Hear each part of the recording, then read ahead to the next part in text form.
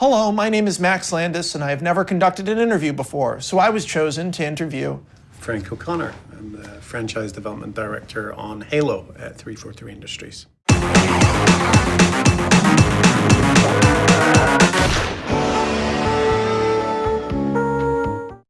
Can you go deeper into what the franchise development director is? Because that sounds like a very corporate title, but as I understand it, you have a very creative job.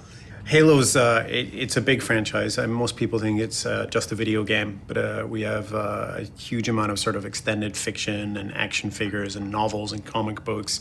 We're working on a live-action TV series. We've got animation. We've done a bunch of live action stuff before. So my job is to kind of wrangle and ensure that all of that stuff is working properly in support of the game and that the game is working in support of the extended fiction. What do you think of as the themes of Halo? What are the things that make something distinctively Halo? Because clearly it's a game that has a lot of its influences on its sleeve. Aliens, Starship Troopers, Heinlein fiction. I think the weird thing about Halo is that it's kind of a cipher for people as well. And if you ask different people, you get really markedly different answers. And you get people saying, oh, it's the hero's journey, or it's enigma and mystery, or it's exploration, whatever it is. I find that our audience members and our fans have a really specific thing that it means to them. Master Chief has less in common with Mario and Max Payne, because their goals and emotions are relatable, and more in common with someone like the lead guy from Wolfenstein, the first Wolfenstein, or the lead guy in Doom. He's a man under a mask on a mission. Sure, the Master Chief is absolutely a vessel for your heroism. You put yourself in that suit of armor, you literally put yourself in his shoes. He doesn't talk a lot. You know, if you're a 12-year-old black girl in Queens, you're not constantly being reminded that you're not the Master Chief, because that's lame. It sucks if you're being yanked out of the universe like that. And if you're a 45-year-old white dude in Seattle, you're not. He might actually be a 45-year-old white dude in that suit, fictionally, but I think he's a 12-year-old black girl. But the point being that video games aren't movies, right? The video game is about experience. It's not about necessarily narrative and having a story told to you. It's about going and doing stuff and living those stories sometimes. So in our books and in the rest of our fiction, he's a proper character. He's well developed. He's physically described. We don't need to put that in the game. The game has to do different things than a movie does. The game has to do different things than a book does. So over the years, we've had to fight this tension of kids and adults wanting to be the chief, and also wanting to know more about him. And so we have to be careful how much of the chief's real persona we put in the games, and it's unavoidable that we've had to do more and more and more, and so we have to do it very carefully and incrementally. But typically, we're telling the story with the characters around him. We created him, so we're responsible when we can't control him. When he recruits others to join him,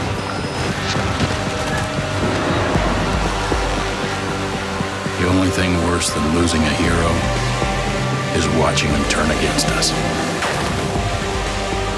Let's hunt him down. So let's separate from the gameplay. Let's talk more about what I assume is the meat of your job, which is interfacing with the Halo expanded universe. Yeah.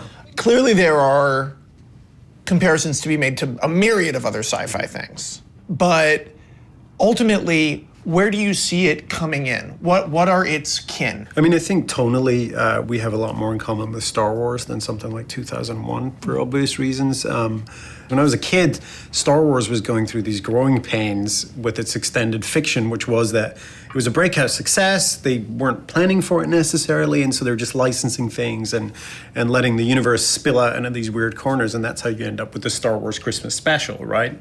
We've gone through those growing pains. The first Halo product that came out wasn't even a game. It was a novel called The Fall of Reach, and it's our origin story. It's not great literature. In some ways, it's young adult fiction, and it's just a very simple, straightforward story of young people going through kind of a ringer to become fully formed adults.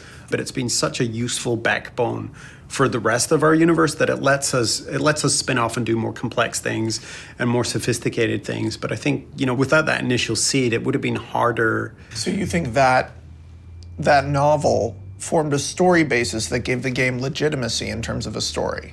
Yeah. One thing it does do a fairly sophisticated job of is inferring a bigger world and inferring.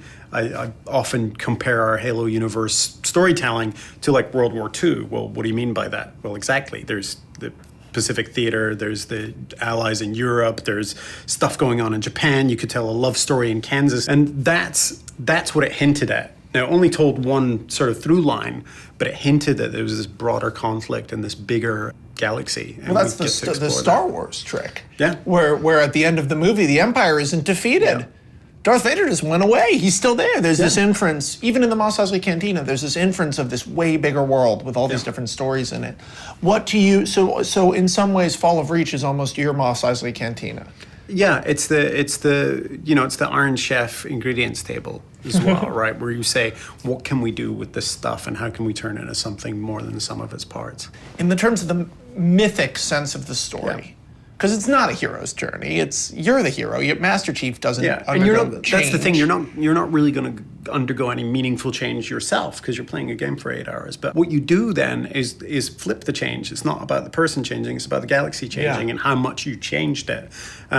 You can only do that so many times before it starts to feel repetitive. And so part of the art of this is solving that. So it's really about finding out about these other characters and these other worlds, and letting people go there in video games, again, is one of those things that I think puts us one step ahead in terms of innovation of other sort of more linear media.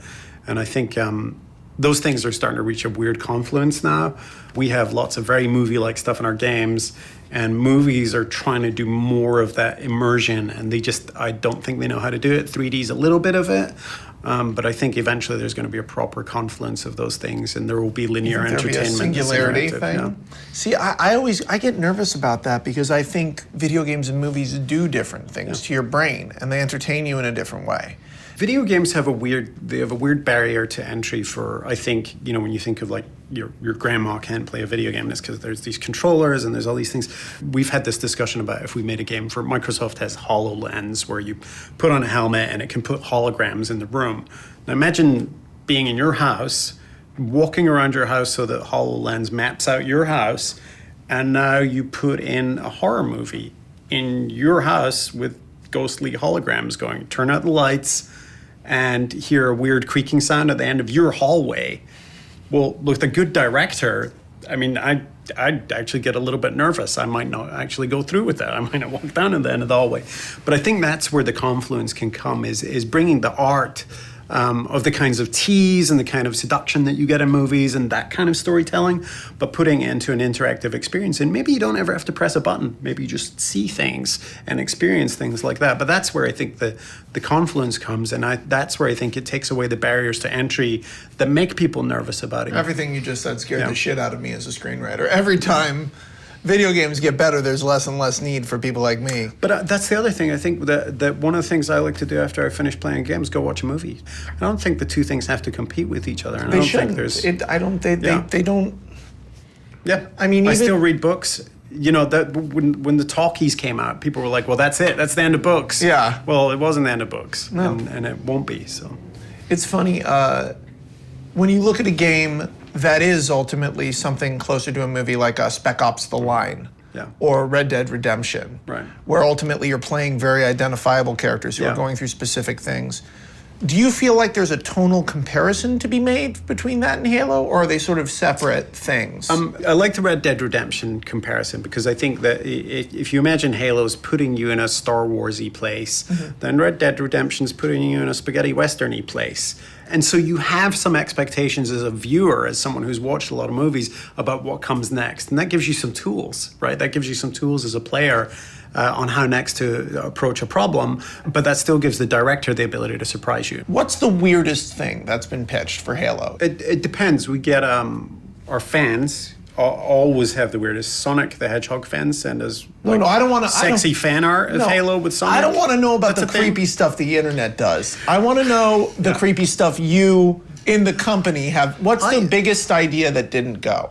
Those happen all the time, and some of them are, I'll tell you one of mine because it's not worth anything, so we won't do it. I had thought a really good way to reuse Halo was to just take the original game and maybe gussy up the graphics. It doesn't matter though, but have a team of xenoarchaeologists and xenobiologists come in after the chief has done everything and just investigate all this stuff that he just rampaged through without paying attention and just go explore it. Like, look at these weird, like, 8-winged butterflies that he didn't pay the lick of attention to. And just going through the exact same spaces and places in more human shoes and in more pedestrian ways. And maybe it's a detective story, maybe it's a romance, maybe it's a bird watcher's cataloging trip.